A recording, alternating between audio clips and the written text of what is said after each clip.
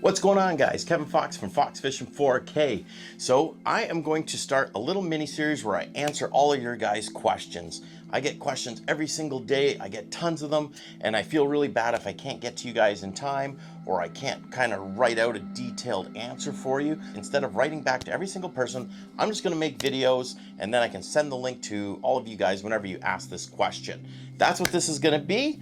Let's just jump right into it. Let's bring on the question. Let's go. Woo!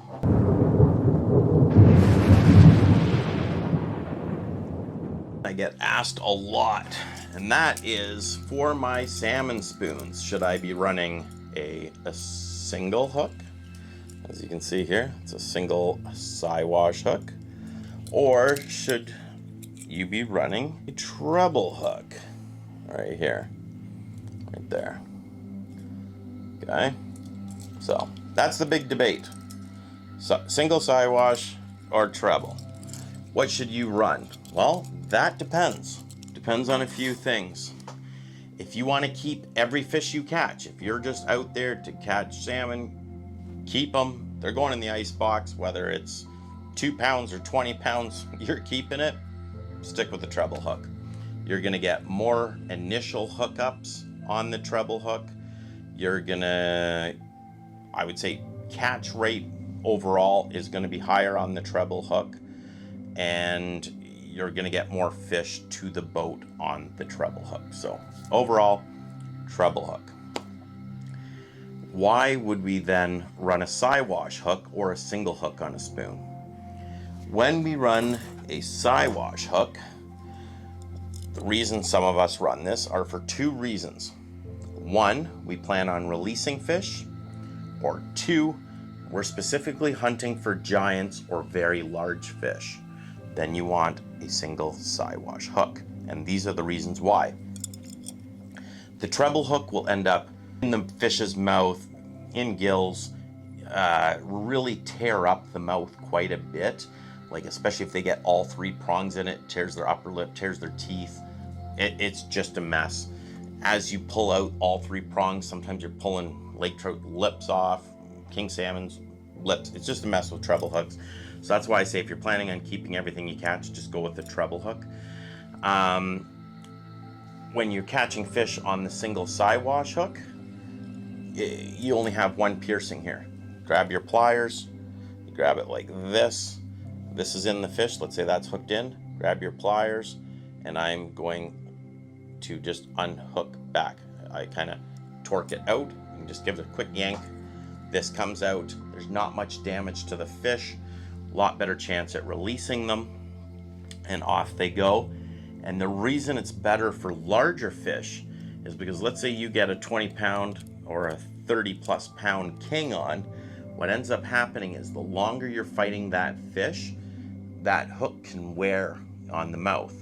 So when you have a treble hook like this and you have 3 points, all 3 of these points are pulling down on the skin. Okay, you got 3 of them. You only have so much pressure. The pressure from this spoon pulling is divided by 3, so it only goes so deep.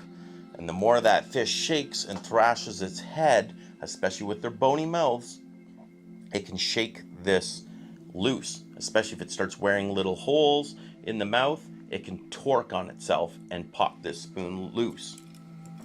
With a single Siwash hook, all that pressure, all that tugging is on one point. So this point is going to bury deeper. It's going to go right through the bone of that fish. It's going to hold. It's going to hook right through the bone and pop right out the other side. And what happens with the Siwash is you can fight a fish for a half hour and it's going to wear a little bit, but it's not going to wear a hole around each of the prongs where it can come loose. That hook's going to bury right in deep, come right through. You can fight that fish for a half hour. It can jump in the air. It can do flips. It's not going to come off. So with your treble hook, you're going to get more initial hookups off the top, like as soon as your rigger goes, or a Dipsy, as soon as that initial hit, this is going to hook up more in the beginning. This is going to stay on longer to get the fish to the boat to an extent. This will bring a lot to the boat too. Don't get yourself wrong. It's very close. But if that battle's going 15 minutes, 20 minutes, a big king, it's jumping all over, really tugging hard, I want to have a Siwash on, because I know if, let's say I fight that fish for an hour, I want to have a Siwash because it's not wearing that prongs out and losing that fish. So if you're just brand new to salmon fishing, you're trying to dial in colors, depths, bites, you're just starting out, and you're going to keep majority of the fish that you're catching treble hook. You're going to get more on the initial hookups. You're going to see those pops. You're going to get them on. Even if you're a little slower getting to the reel to set on it, this thing's going to be your best friend. Once you've fished a lot, or you're getting tons of numbers of salmon and you're releasing them and you're trying not to damage them, and you're like myself, all you really want to do is go out and try to get tie-ease, you'll find the longer you fish, you will end up switching to a Siwash. So there it is. That's where it's at. If you're just starting out, treble hook right off the bat. Get your spoons, just fish them that way. After you've been fishing for a while and you're just going after giants, or you're getting 200, 500, 700 salmon a year, and you know you're sick of eating salmon and you're dumping them back, switch to a Siwash. I highly recommend doing the Siwash, just because too, a lot of the little kings, when they come in, they're so cute. They're only this big, this big. I really advocate to let those guys go, let them grow, keep your four-year-old class fish, and the Siwash will definitely help you release those fish. All right, peace out, and on to the next question. Talk to you guys later. Bye-bye.